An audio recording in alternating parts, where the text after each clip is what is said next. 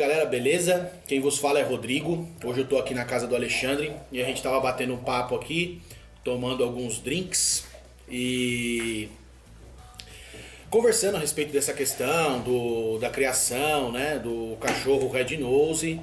E eu vim aqui bater um papo com ele, a gente conversando, falei, vamos gravar um vídeo pra explicar isso pra galera, porque tem muita gente que não conhece, que não sabe o que é, surge muita dúvida. E ultimamente gerou muita polêmica nos grupos aí, algumas pessoas que não têm conhecimento falando, né? Então a gente resolveu gravar esse vídeo pra levar pra vocês aí, na casa de vocês, tá? Quais são as verdades, os mitos. Boa tarde, galera, tudo bom? Para quem não me conhece, meu nome é Alexandre, eu sou criador de presa canária no Brasil. Possivelmente o primeiro criador, por enquanto o único, mas logo vão surgir outros criadores com toda certeza. Então vamos falar hoje um pouco sobre a coloração Red Nose.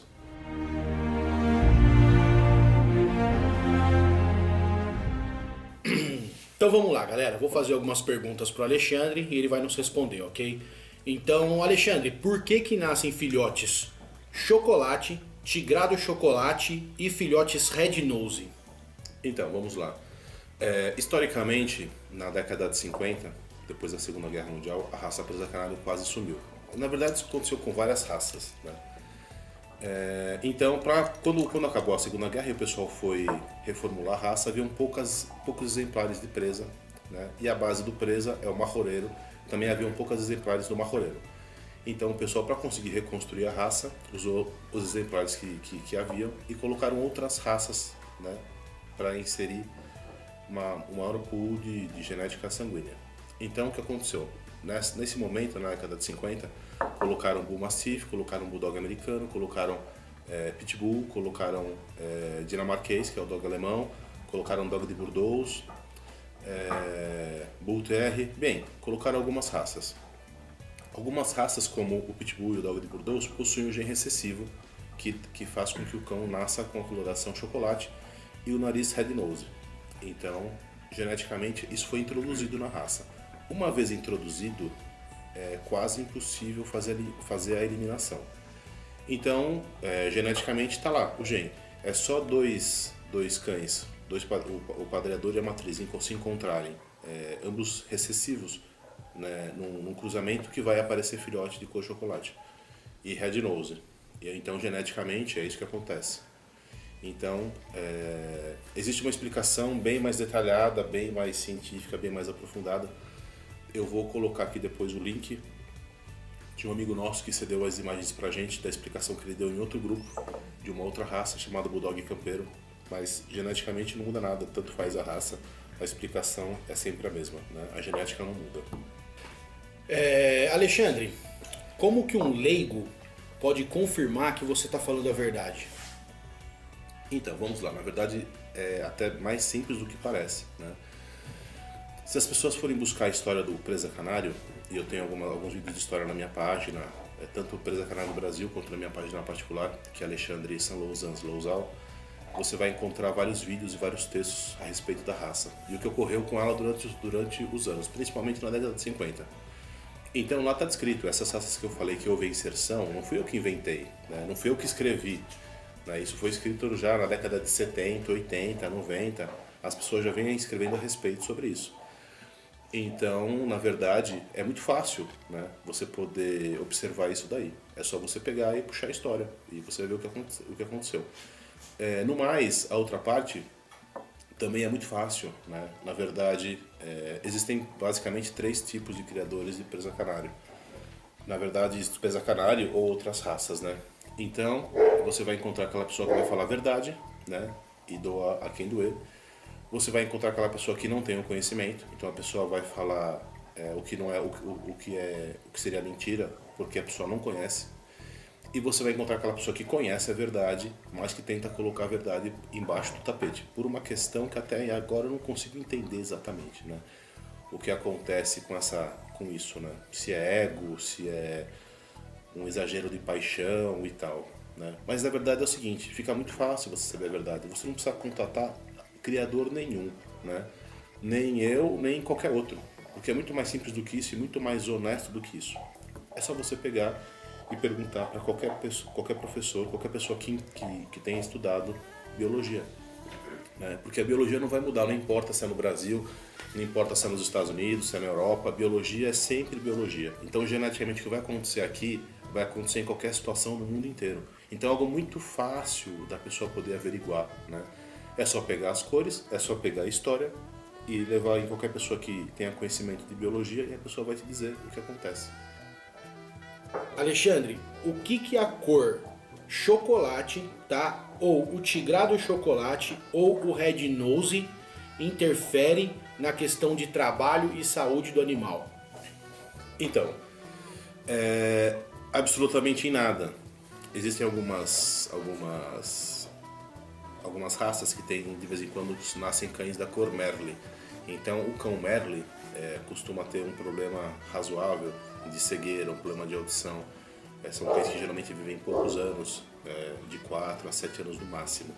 Então realmente a cor Merle é uma cor que traz um problema. A cor chocolate, a cor red nose não traz nenhum problema de saúde, né? Até porque o cachorro não tem a falta de pigmentação, né? Alguns estudiosos, alguns especialistas falam que o cão que tem pouca pigmentação no nariz pode ser um cão que não seja um cão adequado para o trabalho de faro, porque ele vai usar o nariz muito mais, né? E muitas vezes de forma encostada no solo, fazendo o rastreio da trilha de faro. E se o nariz tiver pouca pigmentação, isso aí pode acabar prejudicando, pode acabar machucando o cachorro, etc. e tal. Na questão do red nose não falta pigmento, o nariz é completamente pigmentado, né? É apenas uma questão de cor, né? Então não muda nada o trabalho do cachorro e não muda nada a saúde do cachorro.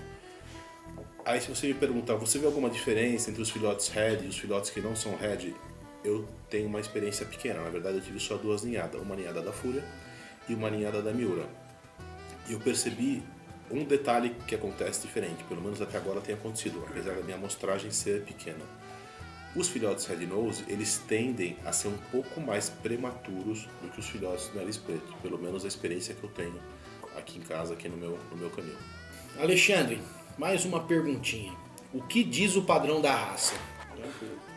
Então, vamos lá. O padrão da raça, alguns não sabem.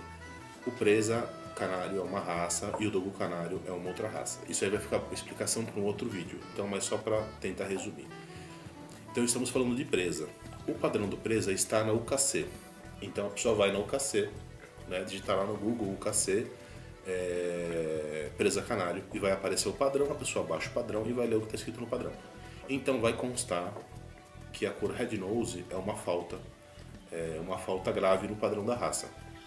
Da mesma forma que se a pessoa puxar, por exemplo, o padrão de um dogo argentino, vai constar que ele só pode ter uma mancha preta na cabeça, né, na região da cabeça. Se essa mancha preta ficar em qualquer outra parte do corpo, né, se ficar no dorso, se ficar no meio da pata, se ficar em qualquer outra parte, é uma falta grave, né?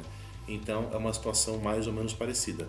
Então essa é uma situação prevista no padrão, né, está escrita no padrão da raça, na UKC, é só a pessoa pegar, baixar o documento e vai estar lá escrito que podem nascer filhotes de cor red nose, né, e que isso é uma falta. Mais uma pergunta. Alexandre, por que ninguém até agora, principalmente aqui no Brasil, não conhecia os cachorros red nose? Então, a verdade é o seguinte, se por acaso num cruzamento não se encontrarem 2 cães por gene recessivo, não vai nascer red nose. Para nascer o red nose tem que ser ambos, ou seja, o padreador e a matriz tem que ter o gene recessivo. Então, obviamente, se a pessoa tem uma criação nos cães do canil dela, cães que não sejam com esse tipo de gene, não vai nascer. Mas, obviamente, no mundo inteiro nasce cães red nose de presa canário.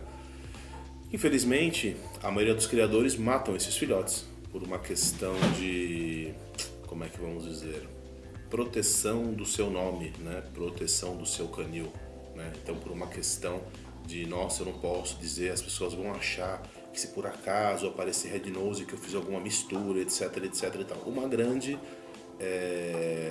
erro, né? Então, o que acontece? Hoje em dia fica muito fácil, né, algumas questões genéticas serem resolvidas. Da minha primeira ninhada, eu fiz o DNA de um filhote, né, num laboratório conceituado que possui filiais em 19 países do mundo. Por quê? Né? Justamente para quando alguém viesse falar, eu citasse o nome do laboratório e a pessoa conhecesse o seu trabalho, a sua veracidade. Hoje em dia é muito fácil fazer isso. Claro, obviamente tem um custo, né? Você fazer um pedigree de paternidade, de pai e mãe, etc e tal, não é exatamente a coisa mais barata.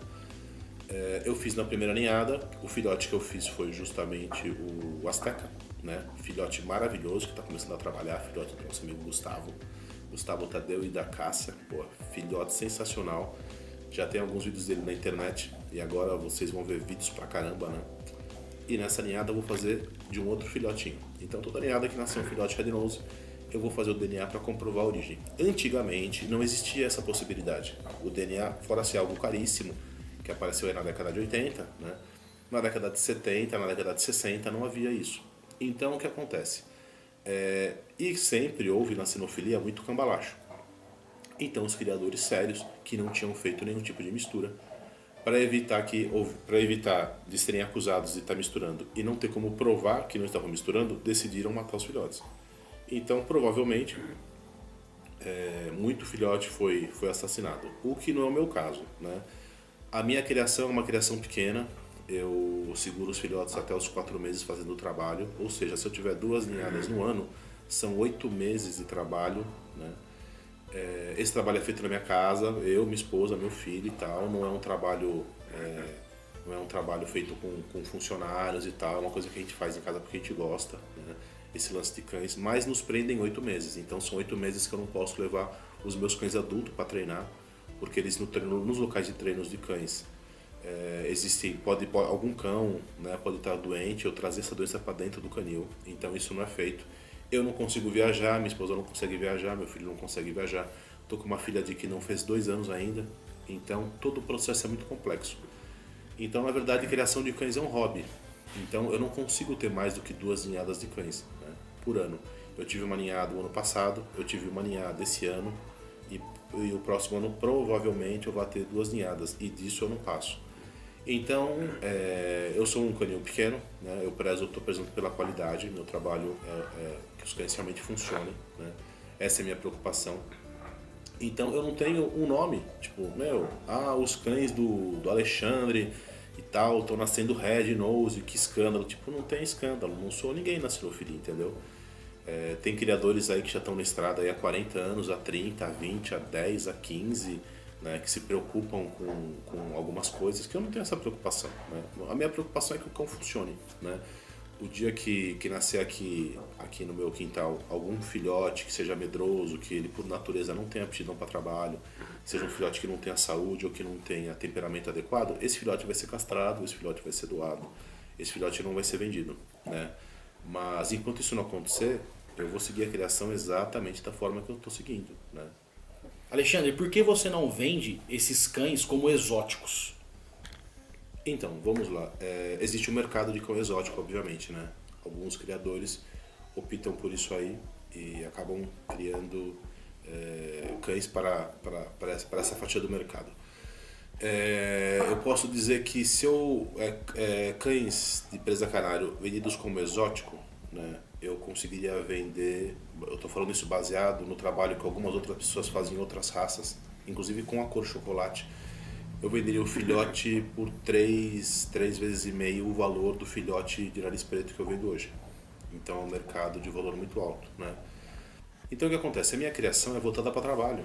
A minha criação não é voltada para fotografia, né? Eu não quero cães para ficarem, né?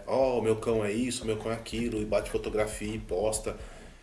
Coisas que fogem do trabalho. O meu interesse são cães para trabalho, né? Então, eu não quero um cão para exposição, né? Eu não quero um cão para fotografia, né? Eu quero um cão para trabalho, né? Raramente as pessoas que estão no mercado de exóticos são pessoas que têm manejo para cães bravos, né? E a minha criação é voltada com esse foco, né? As pessoas têm que saber que vai ter em casa um cão bravo. Então tem que tomar seus cuidados, tem que conhecer um pouco de manejo de cachorro. Porque são cães que ficam, né, a partir de 50 quilos os machos e a partir de 46 quilos as fêmeas. Então são cães de grande porte. Então são cães que a pessoa tem que saber como conduzir o filhote para chegar na idade adulta, um cão equilibrado, um cão que vai atender o que a pessoa espera. Então é por esse motivo, né? O que me interessa, na verdade, é cães para trabalho.